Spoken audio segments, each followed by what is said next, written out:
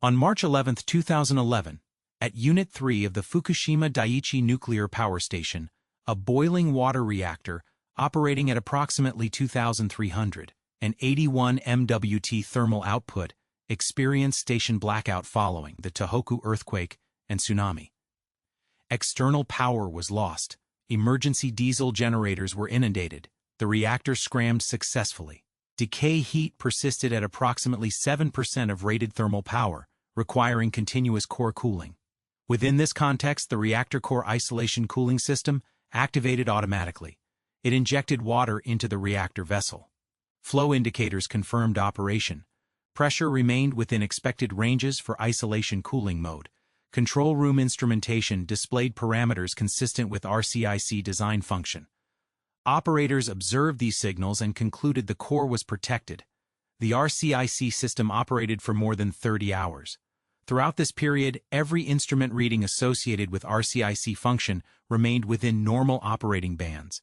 The system performed exactly as designed under station blackout conditions.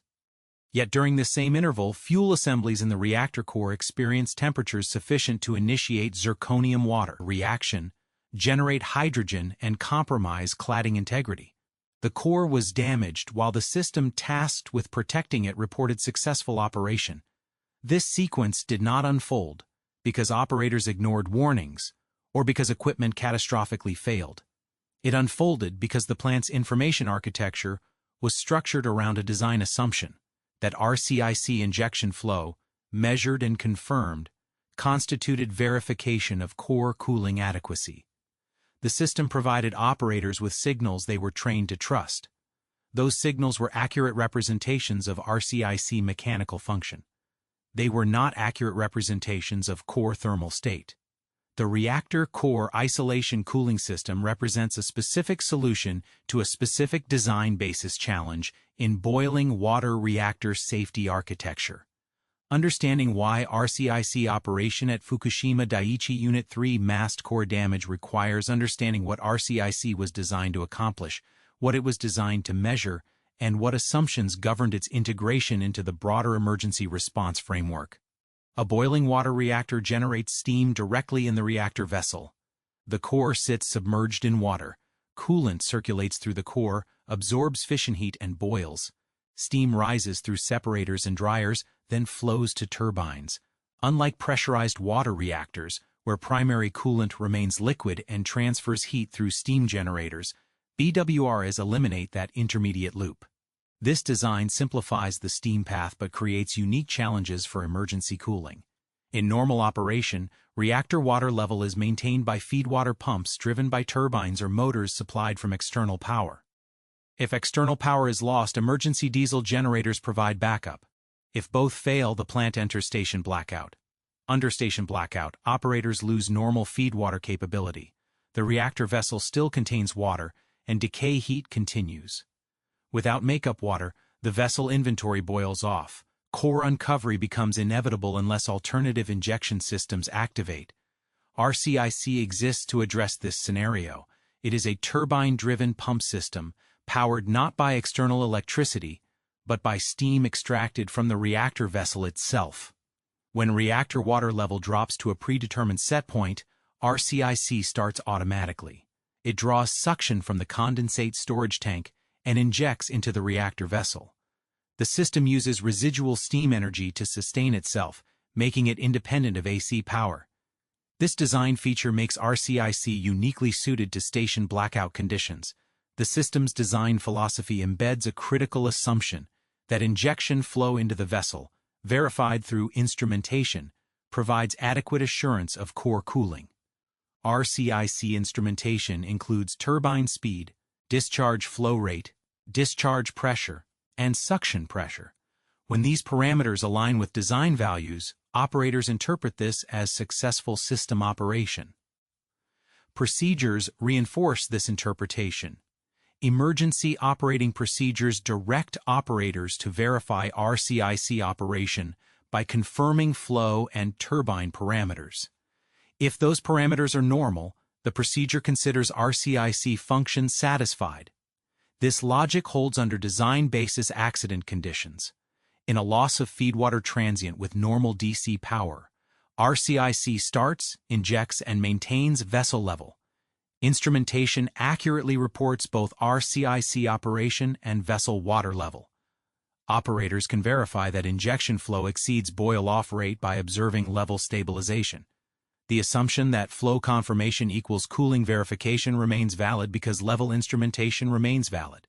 Station blackout with prolonged DC battery depletion introduces conditions outside this design basis. Battery capacity at Fukushima Daiichi Unit 3 was designed for approximately 8 hours of instrumentation supply. RCIC operated for more than 30 hours. As batteries depleted, instrumentation accuracy degraded. More fundamentally, the thermal hydraulic conditions inside the vessel evolved beyond the bounded scenarios used to validate instrumentation performance. Reactor water level in a BWR is measured using differential pressure instrumentation. Level sensors compare pressure at the bottom of the vessel with pressure in a reference leg A water-filled column maintained outside the vessel. The pressure difference corresponds to water height inside the vessel. This method works reliably when the reference leg remains filled with liquid water at known temperature and when the vessel contains single-phase liquid below the level tap. Under prolonged station blackout with inadequate vessel cooling, these conditions degrade. The reference leg can heat up, causing water to flash or drain. If the reference leg loses inventory or changes density, the differential pressure measurement becomes unreliable. The instrument reports a level, but that level no longer accurately represents actual water height above the core. Simultaneously, if the vessel develops significant voiding or two-phase conditions, the relationship between differential pressure and actual liquid level becomes ambiguous. The instrument was designed for liquid-filled conditions. Under steam-water mixtures, pressure differences no longer map linearly to height. Operators at Fukushima Daiichi Unit 3 had no direct indication that level instrumentation had become unreliable. The instruments did not fail in an obvious way. They continued to report values. Those values appeared plausible. RCIC flow confirmed injection. Level appeared stable or recovering. The procedural framework taught operators to trust these signals. Training emphasized that RCIC operation, confirmed by flow and turbine parameters, provided core protection during station blackout. The design also assumed that operators would have access to other diagnostic tools. Core exit thermocouples, which measure temperature at the top of the fuel assemblies, could indicate inadequate cooling. Fukushima Daiichi Unit 3 had thermocouples, but their readings were not prominently displayed in the main control room interface, and under battery depletion conditions, instrumentation availability became sporadic. More fundamentally, the procedural framework did not emphasize core exit temperature monitoring as a primary success criterion during RCIC operation. Procedures focused on confirming system operation, not independently verifying core thermal state. This procedural emphasis reflects a deeper design philosophy, defense in depth through multiple independent barriers. The reactor vessel contains the fuel. The containment surrounds the vessel. Emergency systems like RCIC provide coolant makeup. Procedures guide operators to maintain these barriers by ensuring system operation. The framework assumes that if systems operate as designed, the barriers remain intact. It does not account for scenarios where systems operate nominally while physical conditions inside the vessel degrade in ways invisible to the control room. The instrumentation suite available to operators reflected this philosophy. They could monitor RCIC turbine speed, flow rate, discharge pressure, and suction source level. They could observe reactor vessel pressure and indicated water level. They could track containment pressure and temperature. These parameters confirmed that RCIC was running and that the vessel was not depressurizing rapidly. They did not confirm that water injected by RCIC was effectively removing heat from fuel assemblies. Heat removal requires not just water presence, but adequate circulation and heat transfer. If core geometry is disrupted, if voiding is extensive, or if flow distribution is non-uniform, injected water may not reach all fuel assemblies effectively. RCIC injects into the vessel, but it does not control where that water goes once inside. Natural circulation, driven by density differences, normally distributes coolant. Under degraded conditions with extensive boiling and possible structural deformation, natural circulation effectiveness decreases. Water may pool in lower regions, while fuel in upper regions remains inadequately cooled. The design did not provide operators with instrumentation to detect this condition in real time. Fuel cladding temperature sensors were not part of the operational display suite. Neutron flux monitors confirmed shutdown, but they did not measure thermal state. Radiation monitors detected fission products if fuel failed, but response time and sensitivity meant that by the time alarms activated, damage was already extensive. This instrumentation gap was not an oversight in the traditional sense. The plant was designed to design basis standards. Those standards assumed that emergency systems, if operational, would prevent core damage. The standards required instrumentation sufficient to verify system operation and maintain barriers. They did not require real-time core damage detection because core damage was considered prevented by proper system operation. Fukushima challenged this assumption by creating conditions where system operation, as indicated, did not prevent core damage. RCIC operated. Instrumentation confirmed operation. Procedures were followed, yet the core sustained damage. The failure was not procedural non-compliance or equipment malfunction. The failure was structural. The information architecture provided operators with signals that confirmed system function but did not reveal system inadequacy. Training reinforced this gap. Operators practiced RCIC operation in simulators under design basis scenarios. They learned to verify flow, maintain level, and monitor system parameters. Simulator scenarios did not include prolonged station blackout with instrumentation degradation and beyond design basis core damage progression, while RCIC appeared to operate successfully. The training created a mental model in which RCIC operational confirmation equated to mission success. This mental model was rational within the boundaries established by design, procedure, and regulatory expectations. If RCIC was designed to prevent core damage during station blackout, if procedures directed operators to verify RCIC operation, and if instrumentation confirmed operation, then operators logically concluded the core was protected. The flaw was not in operator reasoning. The flaw was in the assumption that operational confirmation was sufficient. Regulatory oversight prior to Fukushima accepted this framework.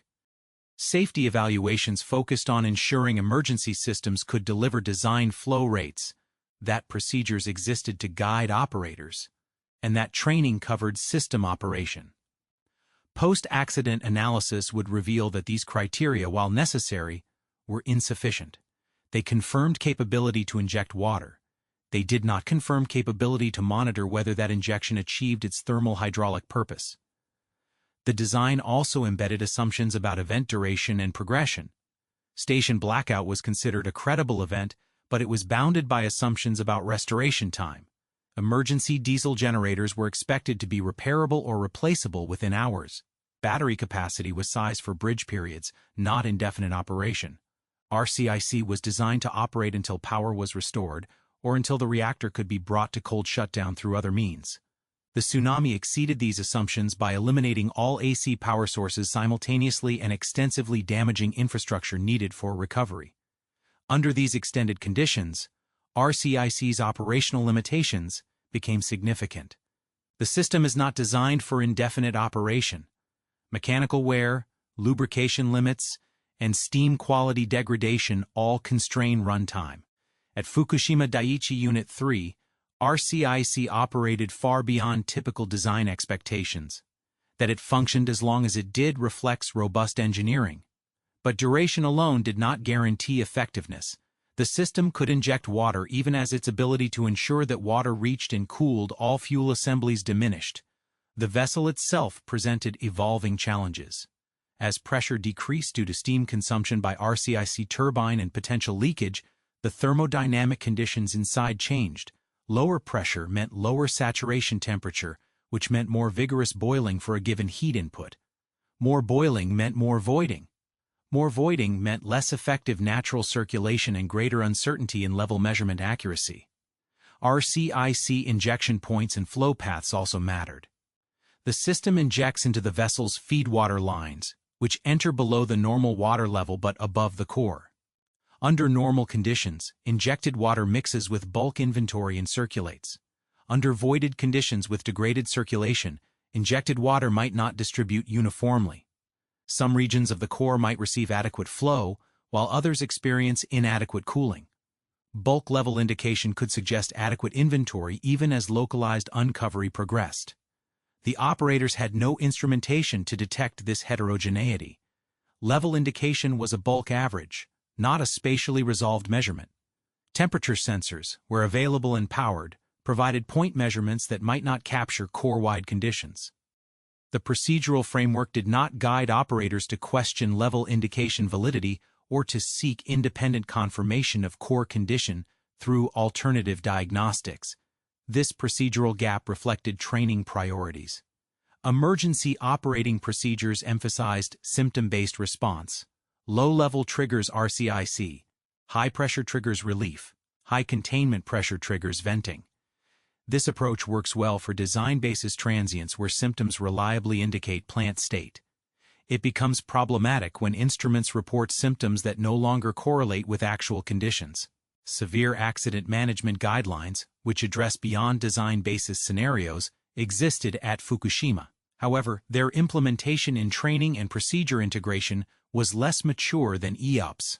Operators knew SAMGs existed, but the decision criteria for transitioning from ELPs to SAMGs were not always clear. If instruments suggested the plant was stable RCIC running, level adequate, pressure controlled, then EOP logic suggested the situation was under control. SAMGs address scenarios where core damage is suspected or confirmed. Without clear evidence of core damage, operators had limited procedural basis to abandon EOP-directed actions and pursue SAMG strategies.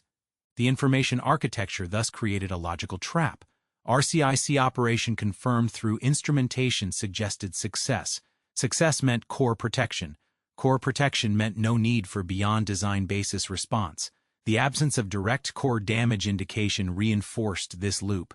Only when secondary indicators containment pressure rise, radiation increases, hydrogen accumulation eventually manifested, did the extent of core damage become apparent. By then, the damage was already extensive. The design assumptions that created this trap were individually reasonable. RCIC should prevent core damage during station blackout. Instrumentation should report system operation accurately. Procedures should guide operators to maintain safety functions. Training should prepare operators to execute procedures. These assumptions worked together successfully under design basis conditions. They failed under Fukushima conditions not because any single element was flawed, but because the combination of extended duration, instrumentation degradation, and beyond design basis thermal hydraulics invalidated the core assumption linking system operation to core protection. This failure mode was not unique to Fukushima Daiichi Unit 3. It represented a systemic vulnerability in the broader BWR fleet design philosophy. Reliance on indirect indicators as proxies for direct physical states. The assumption that maintaining level and flow inherently prevented core damage was embedded in instrumentation selection, procedure structure, and training content. Challenging that assumption required recognizing that instruments could be technically correct, accurately measuring what they were designed to measure, while being diagnostically misleading about what operators needed to know. The design assumptions embedded in RCIC and its instrumentation suite created structural vulnerabilities. These vulnerabilities remained latent present but unmanifested until specific conditions aligned. Understanding how core damage progressed while RCIC appeared successful requires examining the pre-existing weaknesses in training, procedures, organizational culture, and interface design that predisposed operators to trust misleading signals. Emergency operating procedures at Fukushima Daiichi were structured around symptom-based response logic.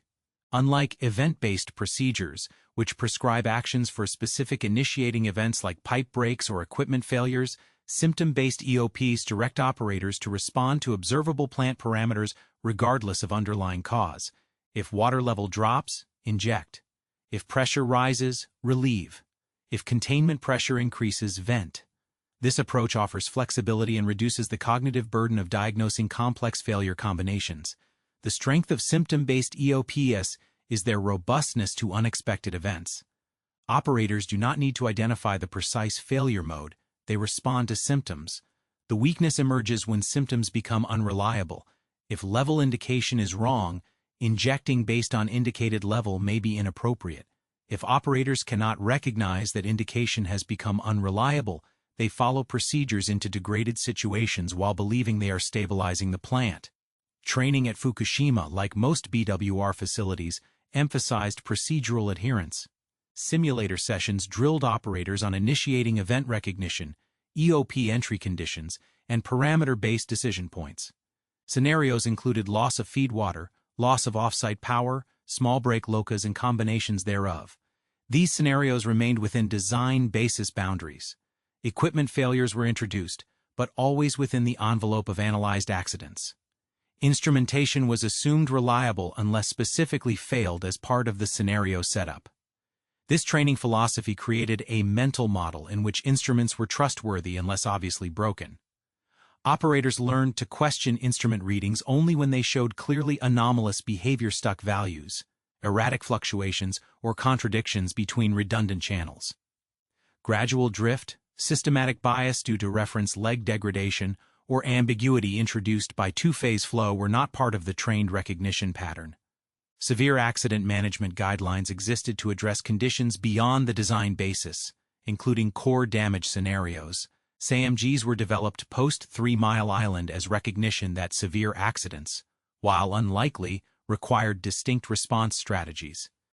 Unlike EOPs, which assume the core remains intact, SAMGs acknowledge core damage and focus on containment protection, fission product retention, and preventing catastrophic failure modes like steam explosions or basemat penetration.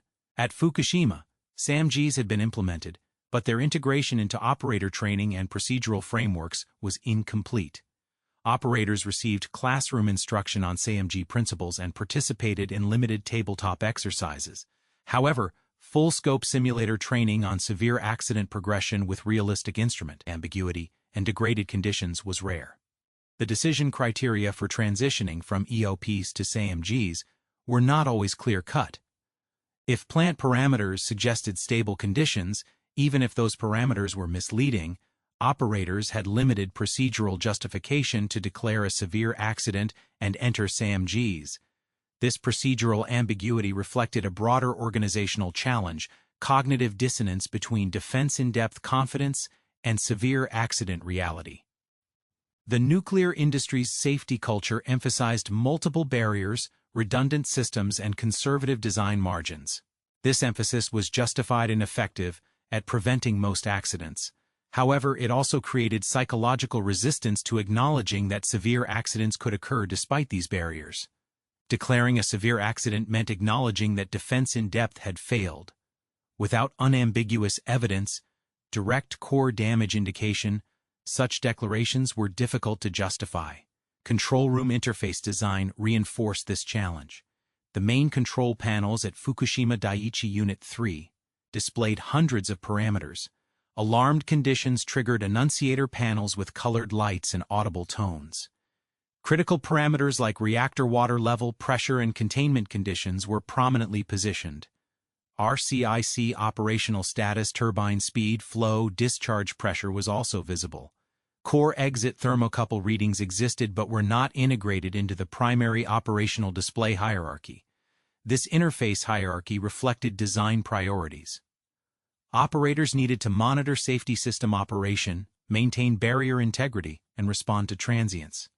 Core exit temperatures were considered diagnostic for severe accident conditions, not routine operational parameters. Under normal conditions and design basis transients, core temperatures remained within bounds if cooling systems operated correctly. The interface design embedded the assumption that monitoring system operation was sufficient. Alarm systems presented additional challenges. During complex transients, multiple alarms activate simultaneously. At Fukushima, following the tsunami, operators faced alarms for loss of AC power, loss of DC power, low water level, high dry well pressure, and numerous equipment failures across multiple units. The control room alarm system was designed for manageable alarm rates, not hundreds of simultaneous alarms. Alarm printers jammed, annunciator panels illuminated across entire boards, Prioritization became nearly impossible. Human factors research has documented the degradation of operator performance under alarm flooding. Cognitive overload reduces ability to diagnose complex failures, prioritize actions, and question instrument validity. Operators default to procedural adherence because procedures provide cognitive structure under stress. This reliance on procedures is normally beneficial. It becomes problematic when procedures assume instrument reliability and do not guide operators to detect when fundamental assumptions have been violated. Battery depletion compounded these challenges. DC batteries at Fukushima Daiichi Unit 3 were designed for approximately 8 hours of emergency operation. RCIC operated far longer, draining batteries beyond design limits. As battery voltage dropped, instrumentation accuracy degraded. Some instruments failed entirely. Others continued to report values, but with increasing uncertainty about calibration and accuracy. Operators had limited ability to assess which instruments remained trustworthy. This instrumentation degradation was not sudden or obvious. Voltage dropped gradually. Some instruments became erratic, others appeared stable. Without comprehensive instrument validity checks, which were impractical during a multi-unit emergency, operators had to make judgment calls about which readings to trust. The natural tendency was to trust readings that aligned with expectations and training. RCIC flow and turbine parameters suggested operation. Reactor level, while not perfect, appeared sufficient. These readings reinforced the mental model that cooling was adequate. Organizational factors also influenced decision-making. Fukushima Daiichi housed 6 reactor units. On March 11, 2011, all units were affected by the tsunami. Units 1, 2, and 3 were operating. Units 4, 5, and 6 were shut down for maintenance. All lost AC power. Multiple reactor cores required emergency cooling simultaneously. Management attention and resources were distributed across units. Communication was difficult, phone systems failed, and face-to-face coordination required navigating damaged buildings. Under these conditions, operators at Unit 3 had limited external support. The site emergency response organization was overwhelmed. Off-site assistance was delayed by infrastructure damage. Operators made decisions with incomplete information, degraded instrumentation, and limited ability to consult experts. The natural human response under such stress is to rely on training and procedures, to trust familiar instruments, and to avoid second-guessing what appears to be working. This response was entirely rational. RCIC had started automatically as designed. Instruments confirmed operation. Procedures directed operators to verify RCIC function and maintain level. Training taught that RCIC operation during station blackout provided core protection. The operators followed their training, executed procedures, and trusted the instruments they were taught to trust. The failure was not in operator performance. The failure was in the system's inability to provide operators with information they needed to recognize that their mental model had become invalid. Cognitive bias further reinforced this pattern. Confirmation bias, the tendency to interpret ambiguous information as supporting existing beliefs, is well documented in human factors literature. When operators saw RCIC flow and level indication, they interpreted these signals as confirming successful cooling because that interpretation aligned with training and procedural expectations. Alternative interpretations, that level indication might be unreliable, that RCIC flow might not ensure effective heat removal, were psychologically difficult to entertain without clear contradictory evidence. The absence of direct core damage indication enabled this bias to persist. If core exit thermocouples had shown rapidly rising temperatures, or if radiation monitors had detected significant fission product release early in the sequence, operators would have had unambiguous evidence that the core was damaged despite RCIC operation. Such evidence would have forced reconsideration of the plant picture and potentially triggered SAMG entry. However, these indicators either were not available, were not monitored closely, or showed changes too gradual to alarm operators focused on system operation parameters. Maintenance and configuration management also contributed latent vulnerabilities. Prior to the earthquake, routine maintenance activities occurred across the site. Valve positions, system alignments, and equipment status reflected normal operational states. After the tsunami, operators had limited ability to verify system configurations. Some valves lost indication, some systems could not be inspected because of flooding or radiation concerns. Uncertainty about system state, compounded uncertainty about instrument reliability. Documentation and communication practices presented additional challenges. Shift logs, procedure checkoffs, and status boards help operators maintain situational awareness during long-duration events. At Fukushima, power loss meant lighting was limited to battery-powered emergency lights. Writing was difficult. Shift turnover was complicated by personnel evacuation and recall. Maintaining accurate records of system status, parameter trends, and action timing became secondary to immediate operational demands. These latent conditions, procedural gaps, training limitations, interface design assumptions, organizational stress, cognitive biases, and degraded working conditions did not individually cause core damage. RCIC operated for over 30 hours.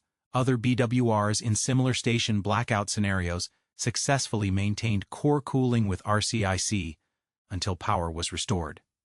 What made Unit 3 different was the convergence of these latent conditions with specific thermal hydraulic evolution inside the reactor vessel that invalidated the core assumption linking RCIC operation to core cooling adequacy.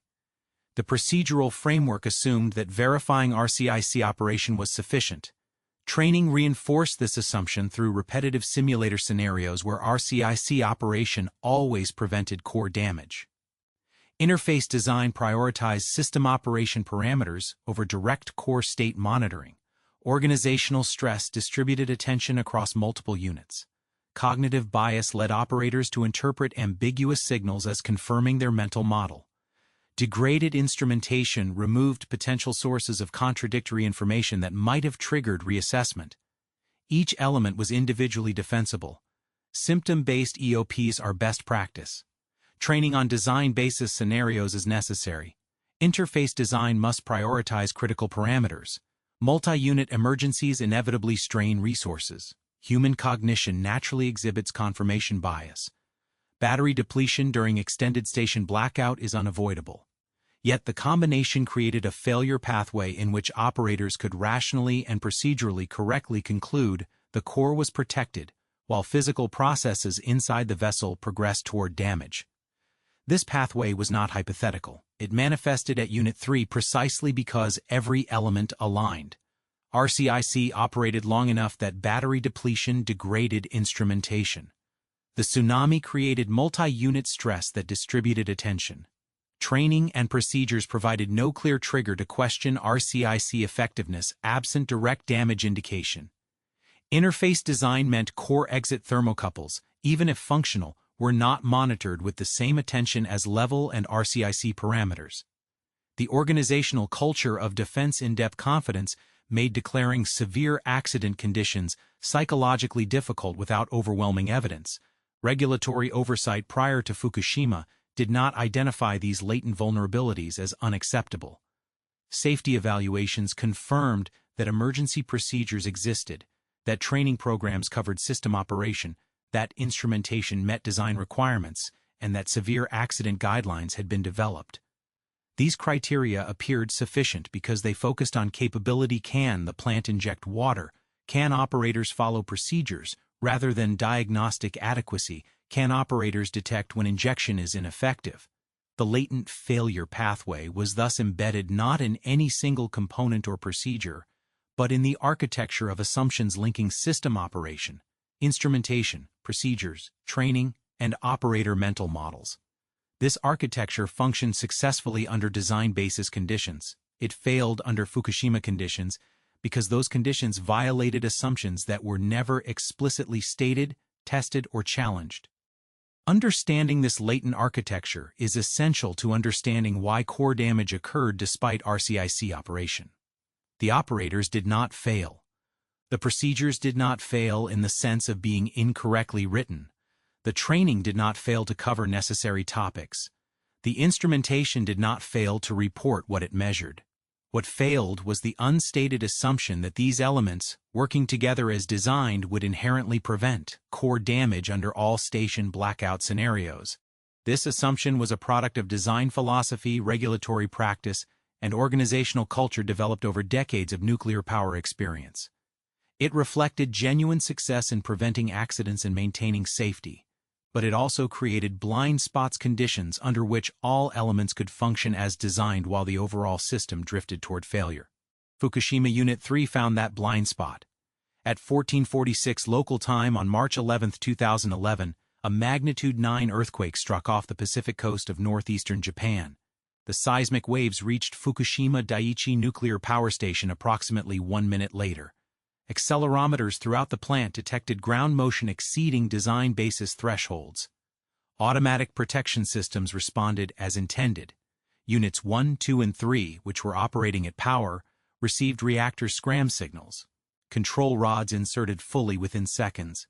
Nuclear fission ceased. The reactors transitioned from power operation to shutdown mode. Shutdown does not mean zero heat generation. Decay heat from radioactive fission products continues at approximately 7% of rated thermal power immediately after shutdown, decreasing exponentially over time. At Unit 3, rated at 2,381 MWT thermal, decay heat immediately post-scram was approximately 167 MWT. This heat load required continuous cooling. Without heat removal, the core would heat up, water would boil off, and fuel damage would eventually occur. The earthquake severed external power connections. Off-site electrical grids collapsed across the region. Fukushima Daiichi lost all incoming AC power lines. This loss triggered automatic start of emergency diesel generators at each unit. The diesels started successfully. Within seconds, they picked up emergency bus loads and began supplying power to critical systems including reactor cooling pumps, instrumentation, and control systems. The station had transitioned from normal grid power to emergency diesel backup exactly as designed. For approximately 41 minutes, the plant operated in this emergency configuration. Reactor cooling systems maintained water level and removed decay heat. Control room operators monitored parameters and executed post-scram procedures. Conditions were abnormal but stable. The earthquake had caused a design-basis transient loss of off-site power, and the safety systems had responded correctly. Operators had managed similar transients in training and during previous seismic events of lesser magnitude. At 1527, approximately 41 minutes after the earthquake, tsunami waves generated by the undersea fault rupture reached Fukushima Daiichi. The waves exceeded the site's design basis tsunami height of 5.7 meters. Multiple waves, some exceeding 14 meters, overtopped seawalls and inundated low-lying areas of the plant. Water flooded buildings housing emergency diesel generators, electrical switchgear, batteries, and cooling system equipment. The tsunami water was seawater corrosive, conductive, and laden with debris. It short-circuited electrical equipment, drowned diesel engines, contaminated fuel oil systems, and destroyed batteries. At Unit 3, all emergency AC power was lost. DC power from batteries survived initially but began declining as battery capacity drained without recharge. The unit transitioned from emergency diesel backup to station blackout within minutes. Station blackout is a severe but analyzed condition. Regulatory requirements mandate that plants demonstrate ability to cope with station blackout for a specified duration, typically 8 hours, using equipment that does not require AC power. At Unit 3, the primary station blackout response system was RCIC. The system required DC power for control and instrumentation, but used steam from the reactor to drive its pump turbine. As long as the reactor remained pressurized and DC batteries supplied control power, RCIC could inject water and maintain core cooling. RCIC auto started at 1536, approximately 9 minutes after the tsunami struck, when reactor water level dropped to the automatic initiation set point. The system drew suction from the condensate storage tank, a large water inventory external to the containment. The RCIC turbine accelerated to design speed using steam extracted from the reactor vessel. Discharge flow began. Operators in the darkened control room, working by emergency lighting, observed RCIC turbine speed and discharge pressure on battery-powered instruments. The readings confirmed system operation. This confirmation aligned with operator training and procedural expectations. Station blackout initiated RCIC automatically. RCIC operated. The immediate crisis potential core uncovery due to loss of normal feed water had been addressed. Operators focused on the broader emergency response. assessing damage across multiple units, coordinating with site management, preparing for potential long-duration station blackout, and planning for eventual power restoration or alternative cooling strategies. Reactor water level indication initially showed decline, then stabilization as RCIC injection balanced boil-off. The level remained above the top of active fuel, the critical parameter defining core coverage. Reactor pressure remained within the normal range for isolation cooling mode, between approximately 6 and 7 MPa. Containment parameters showed minor increases consistent with residual heat leakage, but nothing suggesting gross failure or significant mass loss from the primary system. Framework provided no guidance for such analysis because it assumed instrument validity and system effectiveness when operational criteria were met. The initiating event, the tsunami, was catastrophic and obvious. The divergence from reality was subtle and invisible. Operators correctly diagnosed station blackout. They correctly verified RCIC operation. They correctly followed procedures for maintaining core cooling.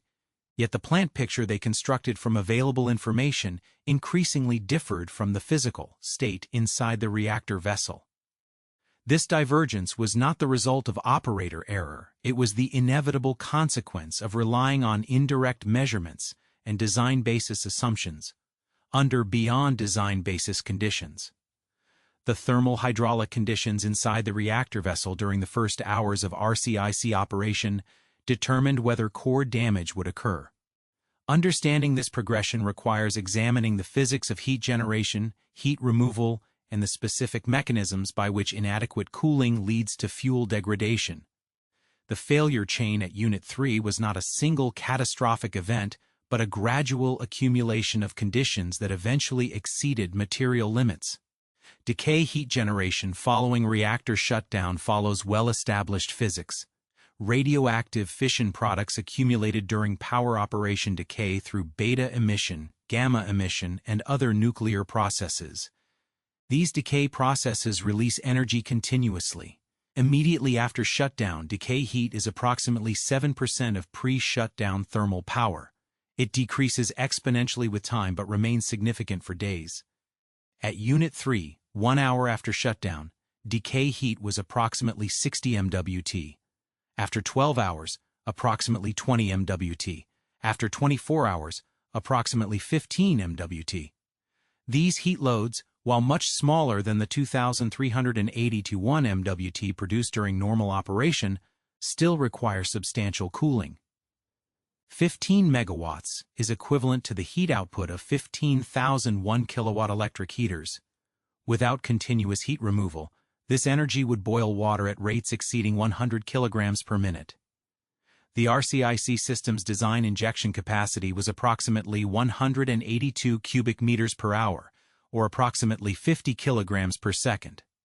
Under ideal conditions, this flow rate far exceeded the makeup needed to compensate for boil-off. However, ideal conditions assumed that injected water reached the core, that heat transfer from fuel to coolant was effective, and that natural circulation distributed flow adequately. These assumptions were valid under design-basis RCIC operation scenarios. They became questionable under extended station blackout with degraded instrumentation and no forced circulation. Heat removal from nuclear fuel depends on maintaining adequate coolant contact with fuel cladding surfaces. In a boiling water reactor, fuel rods are arranged in assemblies enclosed by channel boxes. Coolant flows upward through these channels, absorbing heat and partially boiling. Steam-water mixture exits the top of the fuel assemblies, flows through steam separators and dryers, and eventually either condenses in heat exchangers or vents through relief systems. The liquid portion recirculates back to the core through natural circulation or forced recirculation pumps. Natural circulation relies on density differences. Hot water and steam water mixtures in the core region are less dense than cooler water in the downcomer region between the core shroud and the reactor vessel wall. This density difference creates a driving force that pulls cooler water down the downcomer and pushes hot mixture upward through the core. The circulation rate depends on the magnitude of density difference and the flow resistance of the path. Under normal shutdown cooling or during design basis RCIC operation, natural circulation flow rates are sufficient to maintain fuel temperatures within safe limits. Flow sweeps heat away from fuel surfaces efficiently. Boiling occurs, but the steam-water mixture maintains good contact with cladding. Heat transfer coefficients remain high. Fuel temperatures stay below thresholds where material degradation begins. Extended station blackout with no forced circulation and minimal heat removal from the overall system altered these conditions. As decay heat continued, the reactor vessel's average temperature increased. Higher average temperature meant reduced density difference between core and downcomer regions, which reduced natural circulation driving force. Simultaneously, increased boiling in the core raised void fraction, which increased flow resistance. Lower driving force and higher resistance combined to reduce natural circulation flow rate. Reduced flow rate meant longer residence time for coolant in the core. Longer residence time meant more energy absorption per unit mass of coolant, which meant higher exit temperatures and more steam generation. More steam meant higher void fraction, further increasing resistance. This feedback loop reduced circulation, leading to higher void fraction, leading to further reduced circulation, could degrade cooling effectiveness progressively. Instrumentation available to operators could not detect this progression. Water level indication, already compromised by reference leg degradation and void fraction effects, showed level above the top of active fuel. RCIC flow continued. Reactor pressure cycled within expected ranges. Nothing in the displayed parameters suggested that natural circulation was degrading, or that core cooling was becoming inadequate. Inside the fuel assemblies, however, localized conditions were evolving toward damage thresholds. Fuel cladding is zirconium alloy, chosen for its low neutron absorption and high corrosion resistance. Under normal operating conditions, zirconium remains stable and protective. At elevated temperatures, particularly above approximately 1200 degrees Celsius, zirconium reacts exothermically with steam in a chemical reaction that generates hydrogen gas and zirconium oxide. This zirconium-water reaction is highly temperature-dependent. Below 1000 degrees Celsius, reaction rates are negligible. Between 1000 degrees Celsius and 1200 degrees Celsius, reaction rates accelerate but remain manageable if cooling is restored quickly. Above 1200 degrees Celsius, reaction rates increase exponentially. The reaction is exothermic, meaning it releases heat. This additional heat accelerates fuel temperature rise, which accelerates the reaction rate further, creating a runaway process called thermal excursion. Once thermal excursion begins, restoring adequate cooling becomes extremely difficult. Even if cold water is injected, the thermal mass of the fuel and the energy released by ongoing oxidation can sustain high temperatures. Rapid cooling can also cause thermal shock, fragmenting fuel, and potentially creating non-coolable geometries. The only reliable prevention is maintaining fuel temperature below oxidation thresholds continuously. At Unit 3, exact fuel temperature progression cannot be reconstructed with precision because core exit thermocouples either were not monitored closely or had degraded accuracy. However, forensic analysis and severe accident code simulations performed after the event suggest that core temperatures began rising significantly within hours of tsunami impact. Inadequate natural circulation in some regions, combined with continuous decay heat, initiated the temperature escalation. The first physical evidence of core damage appeared not through direct measurement but through secondary indicators. Hydrogen generation is an unavoidable byproduct of zirconium-water reaction. For every kilogram of zirconium oxidized, the reaction produces approximately 0.044 kilograms of hydrogen gas. This hydrogen mixes with steam and other gases in the reactor vessel. It can migrate through leakage paths into the containment. Eventually, if containment is vented, hydrogen can enter reactor building spaces. Operators at Unit 3 had no direct hydrogen monitoring in the reactor vessel or early indication of hydrogen generation rates. Containment hydrogen monitoring existed, but may have been inoperable due to power loss. The first unambiguous evidence of significant hydrogen generation came hours later when containment pressure rose faster than could be explained by heat addition alone, suggesting non-condensable gas accumulation. Containment pressure trends provided clues to operators, but interpretation was complicated. pressure rise could result from steam addition due to relief valve operation, from air expansion due to temperature rise, or from non-condensable gas generation. Distinguishing these mechanisms required detailed analysis of pressure-temperature relationships and mass balances. During a multi-unit emergency with limited instrumentation and computational tools, such analysis was impractical. The reactor vessel itself provided limited direct evidence of internal conditions. Pressure remained within expected ranges for RCIC operation, controlled by periodic relief valve cycling. Pressure alone does not indicate core condition. A damaged core can exist at any pressure as long as the vessel maintains integrity. Temperature measurements at various vessel penetrations showed elevated values consistent with station blackout heat-up, but these measurements reflected local conditions at instrumentation points, not core average or peak fuel temperatures. Water level indication continued to suggest adequate inventory. If this indication was accurate, the core should have remained covered and cooled. If the indication was inaccurate due to reference leg degradation and void fraction effects, actual level could have been significantly lower than indicated. Post-accident analysis suggests that actual level was indeed lower, potentially exposing upper portions of fuel assemblies while indicated level suggested full coverage. Core uncovery. The condition where fuel assemblies are no longer submerged in liquid water dramatically reduces cooling effectiveness. Uncovered fuel is cooled only by steam flowing past it. Steam has much lower heat capacity and thermal conductivity than liquid water. Heat transfer coefficients in steam are an order of magnitude lower than in liquid. Fuel temperatures rise rapidly once uncovery occurs. Partial uncovery, where lower portions remain submerged while upper portions are exposed, creates particularly challenging conditions. The submerged portion generates steam that flows upward past the uncovered portion. If steam flow rate is high, it can provide some cooling to the uncovered region, delaying temperature escalation. If steam flow is inadequate, the uncovered portion heats rapidly. The thermal gradient between cooled lower regions and uncooled upper regions creates mechanical stress in fuel rods. Fuel assembly geometry also influence damage progression. Boiling water reactor fuel assemblies contain multiple fuel rods enclosed in a zirconium channel box. The channel box directs flow upward through the assembly and provides the stabilization phase, thus differed fundamentally from the initial response phase.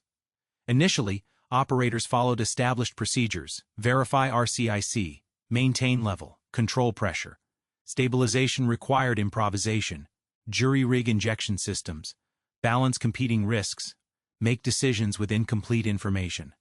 Procedures provided frameworks, but specific actions had to be adapted to actual conditions, available resources, and evolving understanding of plant state. Long-duration stress affected decision quality. Operators had been on duty for days with minimal rest, working in darkened control rooms, uncertain about family safety, facing potential lethal radiation exposure. Psychological factors: fatigue, stress, fear inevitably influence cognitive performance. Training emphasized procedural discipline partly to provide structure during such conditions, but when procedures proved inadequate to the situation, operators faced decisions requiring judgment under the worst possible circumstances. Communication with off-site authorities, regulatory agencies, and corporate management added complexity. Each stakeholder required updates. Reporting formats and information needs differed. Communication systems were degraded. Time spent on communications was time unavailable for operational tasks. Balancing these demands required prioritization that had not been thoroughly addressed in emergency planning. The stabilization attempts at Unit 3 thus represented not a single decision or action, but a continuous sequence of constrained choices made under severe uncertainty, resource limitations, and time pressure. Some actions succeeded in achieving immediate goals. Depressurization enabled low-pressure injection. Venting prevented immediate containment failure. Fire engine injection provided some cooling flow. Other aspects remained uncertain or problematic: core condition, cooling effectiveness, long-term heat removal pathway, spent fuel pool status. This partial success achieving some objectives, while others remained uncertain, characterized the entire response. No single moment marked definitive stabilization. the plant transitioned gradually from acute crisis to chronic degraded state requiring ongoing management. Operators shifted from emergency response to damage limitation, from preventing core damage to managing its consequences, from following procedures to improvising solutions. The full extent of core damage at Unit 3 could not be determined during the emergency response. Operators made decisions based on available information, incomplete, sometimes misleading, but representing the best understanding achievable under extreme constraints. Only through subsequent forensic investigation, radiation surveys, robotic inspections, and analytical reconstruction could the actual sequence of damage progression and final core state be established. These forensic findings both validated concerns about instrumentation limitations and revealed the magnitude of the gap between perceived plant state and physical reality. Initial post-accident assessments relied on indirect evidence and analytical models. Hydrogen generation rates inferred from the building explosion indicated that substantial cladding oxidation had occurred. Conservative estimates suggested that anywhere from 30 to 70% of core cladding had reacted with steam. This range reflected uncertainty in hydrogen transport pathways, leakage rates from containment, and assumptions about reaction completeness. Even the lower bound represented severe core damage exceeding any previous commercial reactor accident.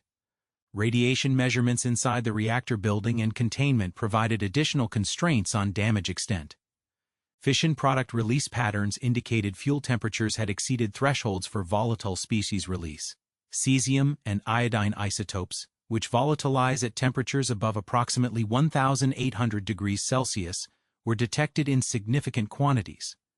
This confirmed that fuel had reached temperatures well beyond cladding failure into regions where ceramic fuel pellets released fission products directly.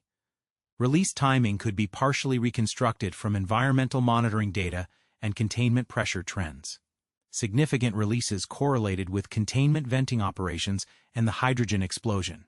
Between these events, release rates were lower, suggesting that containment provided substantial holdup even in damaged condition. This pattern validated the defense in-depth principle. Despite core damage, containment prevented immediate massive release and allowed time for evacuation and protective action implementation. Radiation surveys conducted months after the accident, once decay had reduced dose rates to levels permitting limited human access, revealed contamination patterns consistent with high-temperature core damage. Hot particles, small fragments of highly radioactive fuel or core materials were found in reactor building debris and in environments surrounding the plant. Isotopic analysis of these particles confirmed core origin and provided information about peak temperatures and oxidation state. Remote-controlled robots eventually entered containment and reactor building spaces too hazardous for human access. These machines carried cameras, radiation detectors, and sampling equipment. Images from inside the primary containment showed damaged structures, debris accumulation, and evidence of high-temperature conditions. Water levels in the lower dry well indicated substantial leakage from the reactor vessel, consistent with damage to vessel penetrations or lower head. The reactor vessel lower head is the hemispherical bottom section of the pressure vessel.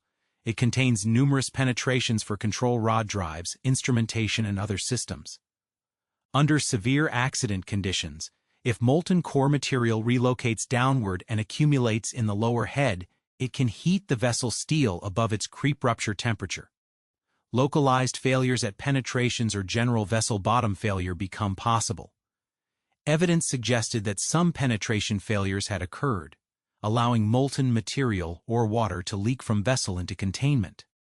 Pedestal region inspections.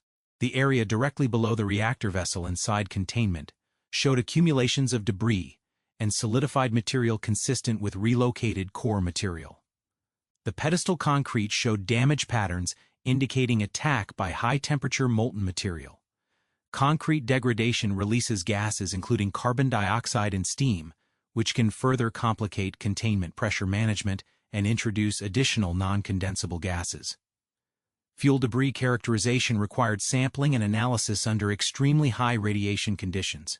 Initial estimates based on neutron noise analysis and muon tomography, a technique using cosmic ray muons to image dense materials inside shielded structures, indicated that significant fuel mass had relocated from original core position.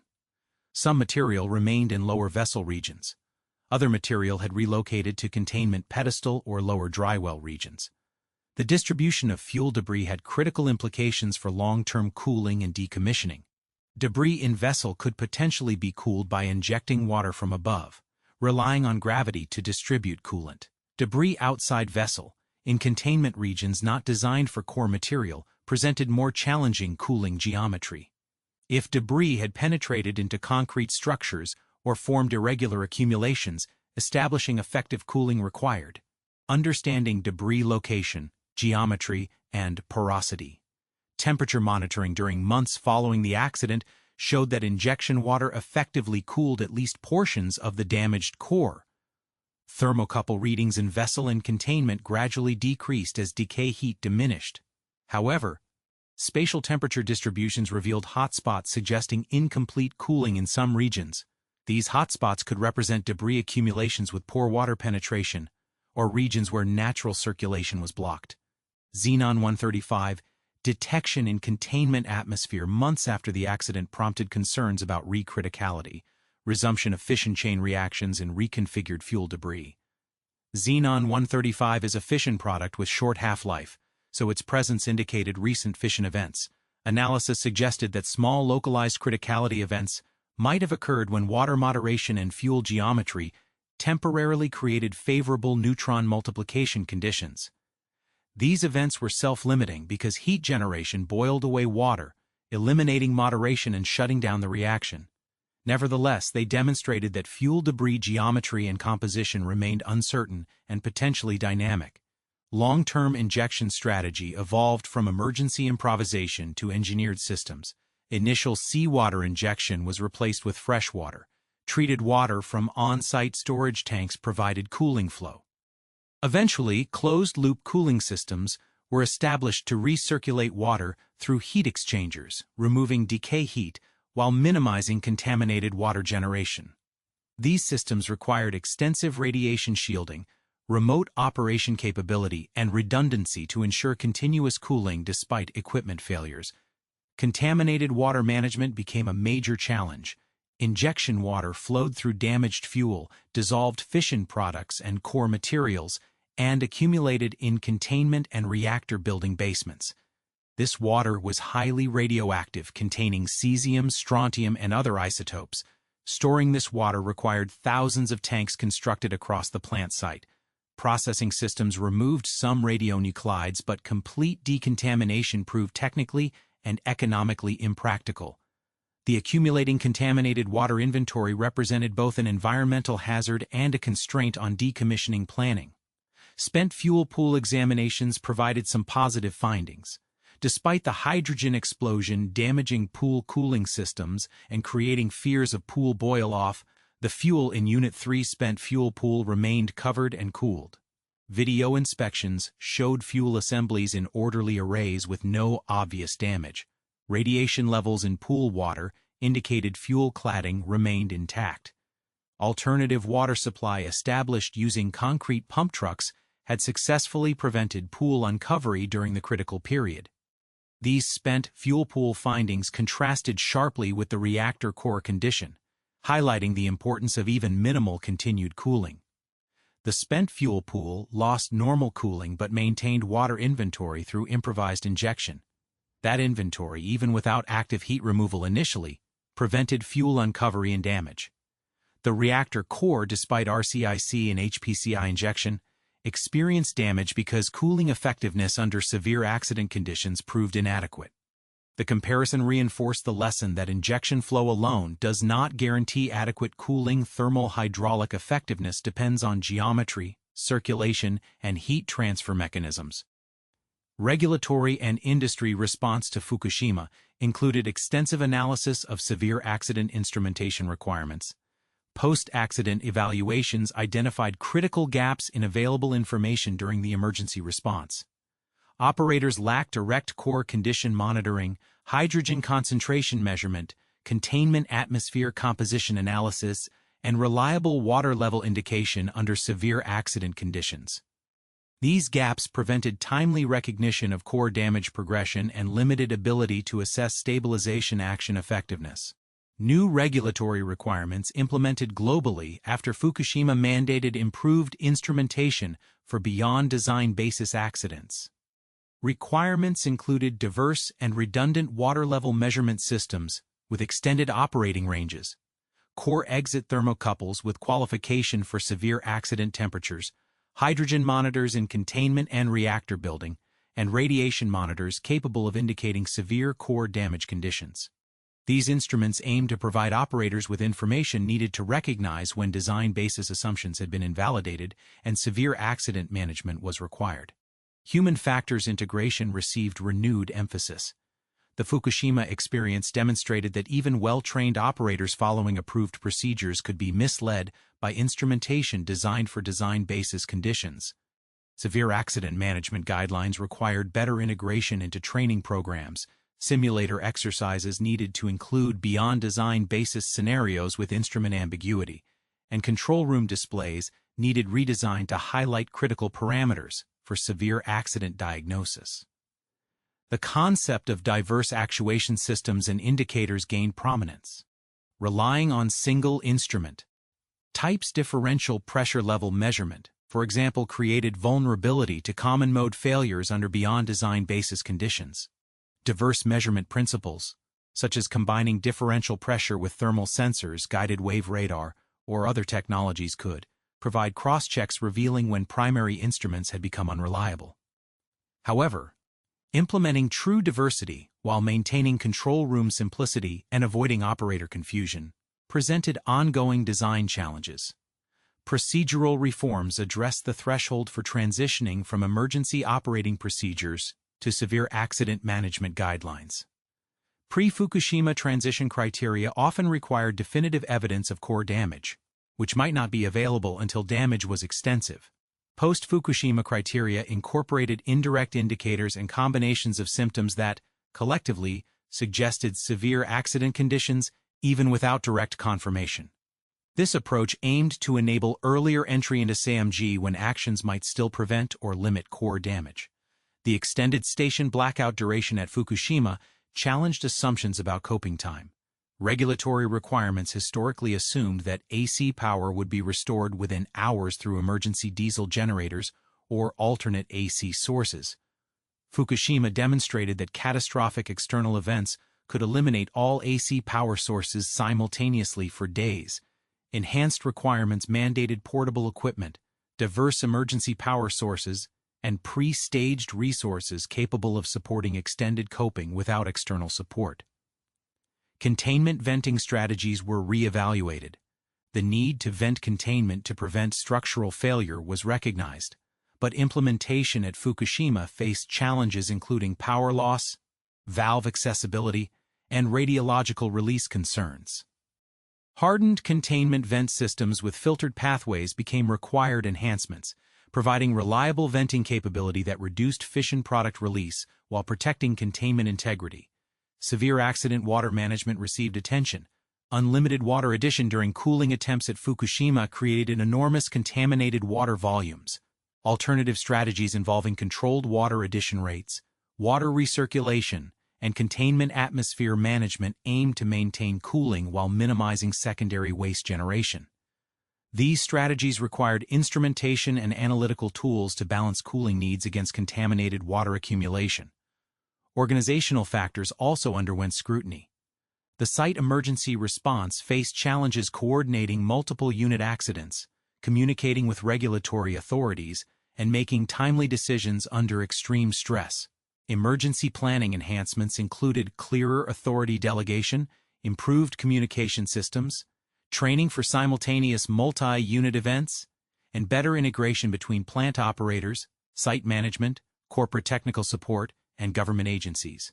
International cooperation expanded significantly after Fukushima. Accident information, forensic findings, and lessons learned were shared through International Atomic Energy Agency programs, industry working groups, and bilateral agreements.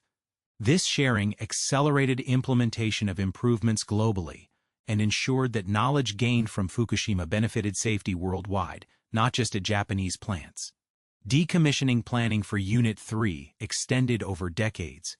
Removing fuel debris from damaged core and containment regions required technologies not yet fully developed, remote handling systems capable of operating in extreme radiation fields, cutting and packaging damaged fuel, and transporting materials safely to storage facilities faced unprecedented technical challenges.